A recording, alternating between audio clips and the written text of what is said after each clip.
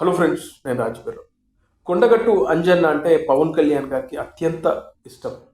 ఆయన జనవరి 2వ తారీఖు లేదా 3వ తారీఖున కొండగట్టు అంజన్న సన్నిధికి రాబోతున్నారు.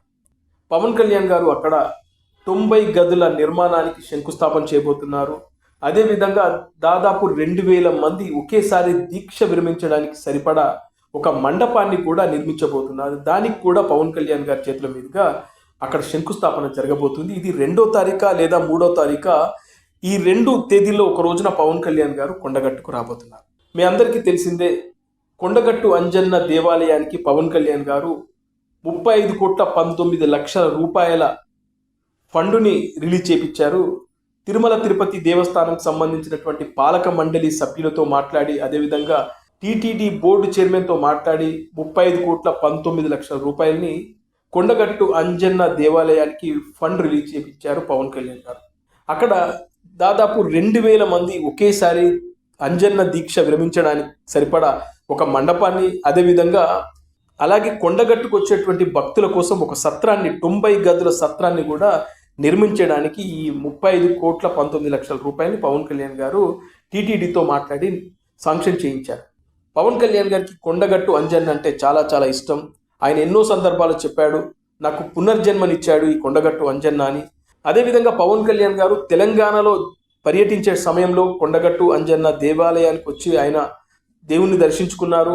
అదేవిధంగా 2024 ఎన్నికలకు ముందు కూడా వారాహి యాత్ర మొదలు పెట్టేటప్పుడు కూడా కొండగట్టు అంజన్న దేవాలయంలోనే ఆ వారాహి సంబంధించినటువంటి వాహనానికి అక్కడ పూజా కార్యక్రమాలు కూడా చేశారు.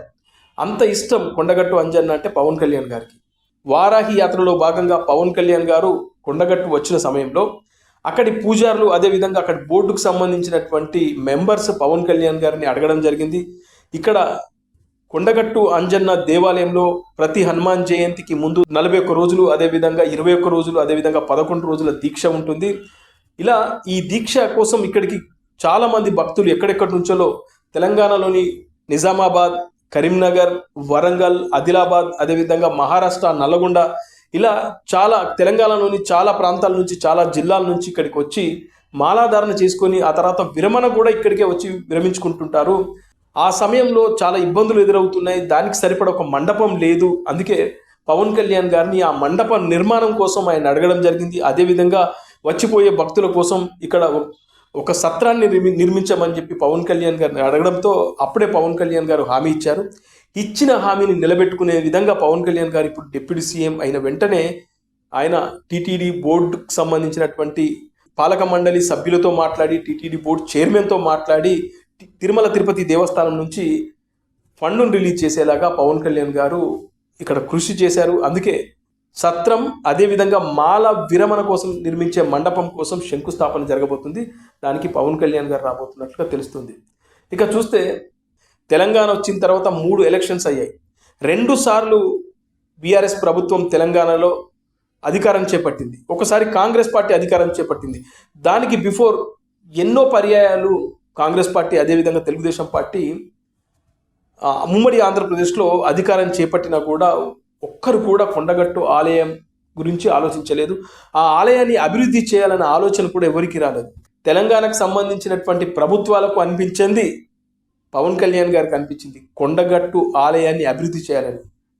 అందుకే వీళ్ళెవ్వరూ చేయండి పవన్ కళ్యాణ్ గారు చేస్తున్నారు. 2 పర్యాయాల పాటు అధికారంలో ఉన్నటువంటి బీఆర్ఎస్ పార్టీ కొండగట్టు ఆలయం గురించే పట్టించుకోలేదు. ఏవేవో చెప్పారు, మేము అది చేస్తాం ఇది చేస్తాం అని చెప్పారు, కానీ పట్టించుకోలేదు. అదేవిధంగా ఇప్పుడు వచ్చిన కాంగ్రెస్ పార్టీ కూడా కొండగట్టు ఆలయం గురించి అలా ఆలోచించట్లేదు. కానీ పక్క రాష్ట్రంలో ఉన్నటువంటి డిప్యూటీ సీఎం పవన్ కళ్యాణ్ గారు కొండగట్టు ఆలయం కోసం దాదాపు 35,19,00,000 రూపాయలని తిరుమల తిరుపతి దేవస్థానం నుంచి ఆయన శాంక్షన్ చేపించాడంటే ఇది పవన్ కళ్యాణ్ వ్యక్తిత్వం. పవన్ కళ్యాణ్ గారు ఒక్కసారి మాట ఇచ్చాడంటే ఖచ్చితంగా దానికి కట్టుబడి ఉంటాడు. అది అయ్యేంత వరకు ఆయన నిద్రపోడు. అలా కొండగట్టు అంజన్న దేవాలయానికి సంబంధించి ఆయన ఇచ్చిన హామీని ఇప్పుడు నెరవేర్చుకున్నాడు. 2వ తారీఖు కానీ జనవరి 3వ తారీఖు కానీ పవన్ కళ్యాణ్ గారు కొండగట్టుకు రాబోతున్నాడు. అక్కడ శంకుస్థాపనలు జరగబోతున్నాయి.